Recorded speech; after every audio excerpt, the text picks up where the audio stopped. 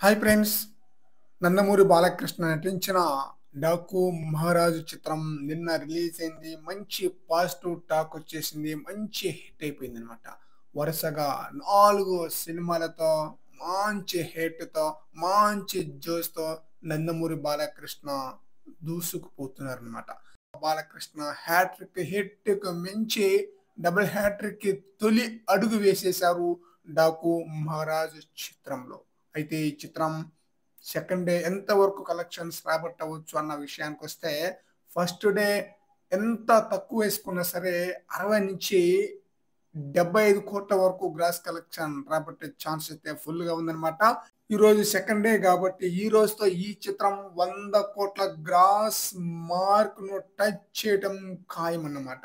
భోగి పండగ సందర్భంగా కలెక్షన్స్ ఇంకా పెరుగుతుందన్నమాట.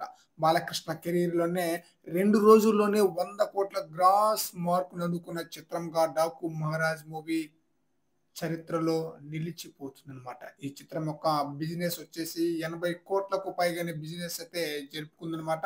బాలయ్య కెరీర్‌లోనే హైయెస్ట్ బిజినెస్ అన్నమాట. అలాగే బాలయ్య కెరీర్‌లోనే ఫస్ట్ డే హైయెస్ట్ కలెక్షన్ రాబట్టిన చిత్రం కూడా 'డాకు మహారాజు' చిత్రమే. మరి చూడాలి టోటల్ రన్‌లో ఈ చిత్రం ఎలాంటి కలెక్షన్స్ రాబడుతుందనేది. ఫ్రెండ్స్, మీ యొక్క అభిప్రాయం ప్రకారం ఈ మూవీ సెకండ్ డే ఎంత వరకు కలెక్షన్స్ రాబట్టే ఛాన్స్ ఉంది అన్న విషయంపై మీ యొక్క అభిప్రాయాన్ని కామెంట్ సెక్షన్‌లో తెలియజేయండి ఫ్రెండ్స్.